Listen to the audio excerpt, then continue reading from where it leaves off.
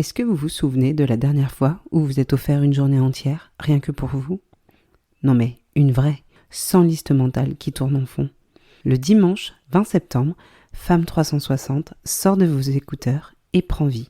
Avec Noémie d'Ojasmoon, je vous donne rendez-vous aux Oiseaux de Passage à 3 pour une journée bien-être pensée de A à Z pour vous. Au programme, un brunch gourmand pour se rencontrer, des prestataires choisis une à une, des femmes qui font du bien, vraiment, des ateliers à la carte, des conférences et un moment unique. L'enregistrement en direct d'un épisode de Femme 360 avec vous dans la salle. La billetterie ouvre le 1er juillet et entre nous, les places vont partir vite. Pour réserver la vôtre en avant-première, un seul réflexe à avoir, la newsletter plein jour. Le lien est en description. Le 20 septembre, votre place est au centre avec nous. Bienvenue dans Femme 360, le podcast des femmes qui vivent à fond. Je suis Maïté et je suis heureuse de vous accueillir dans mon univers. Ici, on explore toutes les dimensions de la vie féminine, corps, carrière, maternité, bien-être, émotion et liberté. Parce qu'être femme, c'est tout sauf linéaire, c'est puissant, vibrant et multiple. Hello tout le monde, j'espère que vous allez bien. On se retrouve dans un nouvel épisode et le sujet, c'est la crise identitaire chez les femmes entre 35 et 45 ans à peu près. Je pense que c'est dans ces eaux-là. Et j'ai pas envie de parler du mythe, du stéréotype de la femme qui a envie de se faire refaire les seins, peut-être qui va quitter son mari et ses gosses pour partir vivre la belle vie avec le surfeur du coin. Non, pas du tout. J'ai envie d'aller plus profondément que ça dans le sujet et surtout de parler de cette crise qui peut subvenir entre 35 et 45 ans chez les femmes et qui est plutôt une crise identitaire. Vous voyez, c'est ce jour où on se réveille et on se dit « Attends, j'ai coché toutes les cases, mais est-ce que c'est vraiment ça que j'attendais de ma vie ?» Et donc, on va entrer, sans plus attendre, dans le sujet. Donc, on va commencer par des chiffres, comme ça, c'est bien, on pose les bases. Donc, j'ai fait mes petites études et une étude publiée dans les Proceedings of the National Academy of Science en 2012, menée sur 500 000 personnes dans 72 pays, donc pas n'importe quoi, a mis en évidence une courbe du bonheur en forme de U, avec un creux autour de la quarantaine. En moyenne, c'est vers 46 ans pour les femmes. Et en fait, c'est pas une dépression, c'est pas une pathologie, non, c'est plutôt une phase de transition normale du cycle de la vie. Et en France, selon une étude IFOP de 2022, 67% des femmes de 35 à 50 ans déclarent avoir traversé une période de remise en question profonde de leur identité. Notez le chiffre, 67%. On parle de 2 femmes sur 3 dans cette tranche d'âge. C'est quand même assez majoritaire, hein. Donc il n'y a rien d'exceptionnel dans le fait de traverser une remise en question profonde. Et la question moi que j'ai envie de poser, c'est combien d'entre nous en ont parlé ouvertement ? Combien ont osé dire à leur entourage « je me remets en question en ce moment », sans avoir peur d'être mal comprise et surtout jugée. Parce qu'en fait, c'est ça le réel problème. C'est pas tant de vivre une crise identitaire, parce que, vous voyez, les chiffres le montrent que c'est quelque chose qui est somme toute assez normal, ou en tout cas qui arrive à beaucoup de monde, mais c'est surtout que peu de femmes osent en parler ouvertement. Et ça, c'est ce qu'on appelle un peu la crise silencieuse. De la vivre seule dans son coin. Et moi, c'est ce que j'ai envie aujourd'hui qu'on parle, c'est de ce chamboulement qu'on peut vivre entre 35 et 45 ans. En toute honnêteté, je suis complètement dedans, parce que dans quelques semaines, je vais fêter mes 39 ans. Dernière année avant de changer de décennie. Je ne sais pas si je le vis bien ou pas. Clairement, je n'ai pas trop le temps de me poser la question actuellement. Mais je vais pas mentir, je ressens un réel questionnement en ce moment, surtout d'un point de vue professionnel. Donc on reparlera de la partie professionnelle plus tard, mais c'est vrai que depuis mon retour de mon 2e congé maternité, donc en août 2025, je me pose beaucoup de questions sur où j'en suis dans ma vie pro, qu'est-ce que j'ai envie de faire, est-ce que je suis là où j'ai envie aujourd'hui. J'ai pas encore les réponses à ces questions, mais je me sens complètement concernée par le sujet. Et je suis persuadée que certaines d'entre vous qui m'écoutent le sont aussi. Et j'ai vu que certains chercheurs en psychologie du développement adulte, notamment Daniel Levinson, et ses travaux sur les saisons de la vie, appellent ce moment le mi-temps de la vie. En fait, c'est un moment de réévaluation, de bilan non commandé. C'est un peu comme si notre psyché travaillait tout seul pour nous dire « stop, on fait le point sur nos vies ». Et en gros, c'est pas de se dire que notre vie est complètement ratée. Pas du tout. C'est qu'on n'est pas en train de comparer les bonnes choses. Et c'est ça qu'il faut travailler et réussir à mettre en évidence.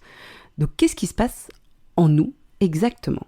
Vous avez peut-être 35, 38, 42 ans et vous faites le petit bilan de votre vie.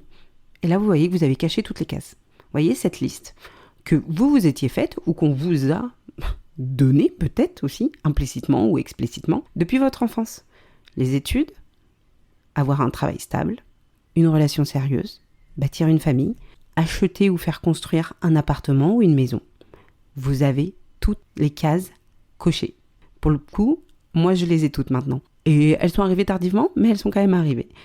Et si vous êtes une très bonne élève, vous avez la carrière qui monte et les enfants parfaits qui sourient sur les photos de classe. Bon, je plaisante, mais vous voyez le truc, c'est que vraiment, tout est parfait sur le papier.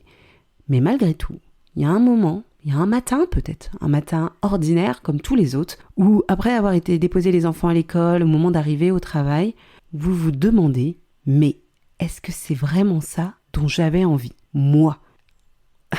Réfléchissez, je suis persuadée que cette question, vous l'avez déjà posée. Et c'est pas grave, hein. Mais c'est normal de se poser la question.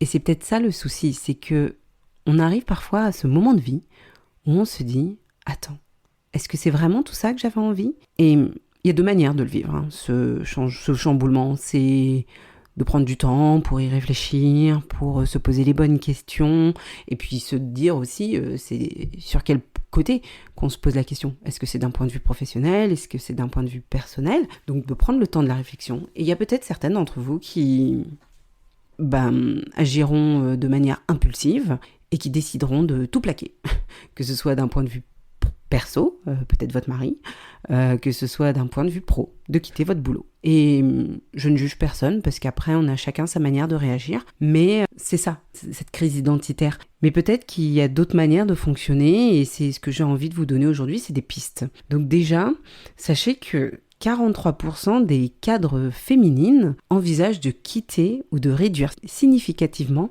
leur activité professionnelle. Et ce n'est pas à cause de conditions de travail qui sont dégradées, non, pas du tout.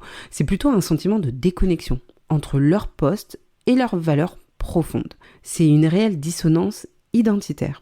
Et d'un point de vue plutôt personnel, il y a une enquête de l'INSEE qui montre que les femmes entre 35 et 50 ans déclarent le plus fort sentiment d'invisibilité sociale. Elles se sentent invisibles dans leur couple, invisibles dans leur famille au sens élargi et dans leur vie professionnelle. Donc, ce n'est pas anodin et ce n'est pas seulement dans votre tête. Les chiffres le prouvent, les chiffres le montrent, ça existe réellement. Finalement, ce que ça montre surtout, c'est que peut-être qu'on s'est laissé effacer au fil des années.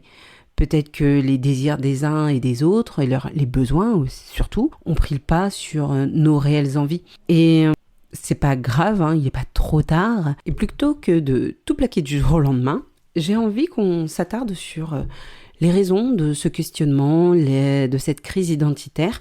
Donc déjà d'un point de vue personnel, demandez-vous peut-être qu'est-ce qui vous chiffonne ? Qu'est-ce qui, d'un point de vue personnel, fait que vous vous sentez en dissonance avec qui vous êtes aujourd'hui ? Peut-être que vous aviez une idée de ce que vous vouliez quand vous étiez un peu plus jeune, dans votre vingtaine par exemple, et qu'aujourd'hui votre vie ne correspond pas à ce niveau-là. Le but n'est pas de remettre en question sa vie de couple, ni sa vie familiale, mais posez-vous les bonnes questions. Est-ce que c'est que vous aviez des rêves ? Qu'ils soient sportifs, artistiques, et que vous avez mis de côté. Et c'est là où vous sentez qu'il y a une réelle dissonance. Et maintenant, d'un point de vue professionnel, on peut se poser plusieurs questions, parce que j'ai l'impression que c'est plus à ce niveau-là que la crise identitaire se fait. La partie personnelle joue beaucoup, mais on ne va pas se mentir que c'est quand même la crise professionnelle qui est au cœur de la bascule. Donc, on va s'attarder vraiment sur cette partie-là. On a souvent l'impression de vivre comme un sentiment de plateau professionnel. Vous voyez, celui d'avoir atteint un plafond, non pas de verre, mais plutôt de sens. De se dire, ok, j'en suis là où je suis aujourd'hui, je maîtrise mon poste, mais finalement, est-ce que mon poste me plaît toujours ? Et le questionnement professionnel, il peut avoir plusieurs formes. Le premier, ça peut être un ennui. Voilà, comme je vous le disais, vous maîtrisez votre poste, toutes les compétences, et en fait, finalement, aujourd'hui, vous vous ennuyez dans votre poste. Vous avez évolué, mais votre poste, il n'a pas évolué avec vous. Deuxième forme de questionnement, l'épuisement, le burn-out, qui est souvent silencieux. C'est pas un effondrement total, hein. Non. C'est plutôt une fatigue profonde de faire les choses qui ne font plus sens pour vous. Et c'est peut-être un peu plus insidieux en plus que l'ennui, parce que c'est de plus en plus difficile de faire ces missions, car ça vous épuise mentalement et physiquement aussi. Et le dernier point, le dernier questionnement, c'est une envie. Une envie au plus profond de vous, de vos tripes, de changer de voie, de créer, d'entreprendre, de se lancer dans quelque chose qui vous appartient vraiment. Mais vous avez encore cette peur. Et j'en parlais dans l'épisode Arrêtez d'attendre d'être prête pour enfin atteindre ses objectifs de vie. Donc si vous ne l'avez pas écouté, je vous enjoins vraiment à le faire, peut-être à la suite de celui-ci. C'est que on a envie d'aller plus loin. Il y a peut-être une forme d'entrepreneuriat, mais on a peur de se lancer. Donc, je ne vais pas revenir sur ce que j'ai dit dans cet épisode, ça ferait vraiment une redondance, donc allez l'écouter. Mais comme je le disais, c'est qu'il n'y a pas forcément de bon moment. C'est peut-être juste à vous de se dire, ok, c'est maintenant qu'il faut agir. Et pour cela, pour comprendre où est-ce que vous en êtes dans votre vie, pro ou perso, vous pouvez faire ce qu'on peut appeler la clarification des valeurs. Alors, prenez vraiment la partie qui vous concerne le plus. Si vous avez l'impression que vous êtes plutôt dans une remise en question professionnelle, donc basez-vous là-dessus, ou si c'est plutôt d'un point de vue personnel, prenez cette partie-là. Et en gros, c'est d'identifier les 3 valeurs qui comptent vraiment pour vous aujourd'hui. Pas celles qu'on vous a appris à voir, les vôtres, celles qui vous font vibrer quand vous les vivez et qui vous pèsent quand elles sont absentes. Ça peut tout être, ça peut être l'autonomie, la créativité, la contribution, l'authenticité, la liberté, le sens de la famille, la connexion humaine, peu importe. Prenez les 3 qui font sens pour vous. Et ensuite, vous allez évaluer ces valeurs. De vous poser la question dans votre quotidien actuel, professionnel, personnel, en fonction de ce qui vous touche le plus, mettez une note sur cette valeur. À quel niveau cette valeur est-elle présente ? De 0 à 10. Et ensuite, vous regardez les résultats. C'est pas pour juger, c'est simplement pour se rendre compte à quel niveau sont ces valeurs. Et déjà, ça va vous permettre de réfléchir à des actions concrètes, même toutes petites, pour nourrir davantage cette ou ces valeurs en fonction de leur degré d'importance.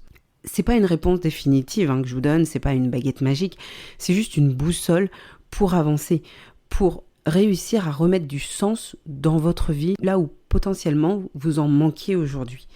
Faites cet exercice. Je pense que je vais créer un petit template qui sera disponible dans la prochaine newsletter. Comme ça, ça vous donnera des bases. Donc, si vous n'êtes pas abonné encore à la newsletter plein jour, n'hésitez pas à le faire. C'est gratuit. Comme ça, vous aurez le template de cet exercice. Ça pourra complètement vous aider. Moi, je pense que je vais le refaire aussi. Je l'avais fait il y a un certain temps, mais j'ai bien envie de le refaire et surtout d'un point de vue professionnel. Donc, j'ai pas envie d'épiloguer beaucoup plus là-dessus. Je pense qu'on a chacune son cheminement à faire sur où on en est dans sa vie personnelle ou professionnelle. Ce que j'ai simplement envie de vous dire, c'est prenez le temps de la réflexion. Ne faites pas des choses que vous pourriez peut-être regretter. C'est pas le but. Et on vit toute cette crise de manière plus ou moins intense. Peut-être que certaines d'entre vous ne la vivent pas du tout et j'en suis très contente pour vous si c'est pas le cas. Mais si jamais c'est l'inverse, que vous vous posez des questions, sachez que vous n'êtes pas seul, que comme vous l'avez vu, 67% des femmes le vivent, donc c'est quand même 2 femmes sur 3 pour rappel. Donc dites-vous que peut-être votre voisine le vit aussi, ou celle d'à côté. Et si vous avez envie d'en parler, les DM sont ouverts pour ça, je suis totalement à l'écoute. On peut échanger sur le sujet, ça me ferait plaisir. Et prenez le temps de la réflexion, prenez peut-être quelques jours. L'été arrive, c'est souvent un moment opportun pour faire le bilan de l'année qui vient de s'écouler, si vous raisonnez en année scolaire, de vous dire voilà ce qui a marché, ce qui n'a pas marché. Peut-être faites le point sur vos objectifs de début d'année. N'oubliez pas, j'avais fait un épisode sur comment atteindre ces objectifs. Il n'est pas trop tard pour faire un reset complet, ça peut aider. Et puis avancer, cheminer un pas après l'autre sur votre chemin d'une nouvelle identité ou d'une nouvelle vous. Il n'y a pas de honte à changer. On n'est pas obligé d'être, et c'est normal surtout, de ne pas être la même personne qu'à 20 ans, surtout quand on approche de la quarantaine.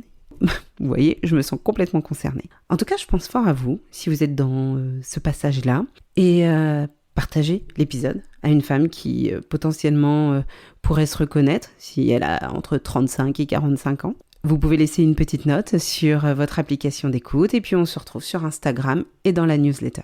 Je vous embrasse très fort, passez une belle journée et une belle semaine et on se retrouve la semaine prochaine pour un nouvel épisode. C'était Maïté de Femme 360.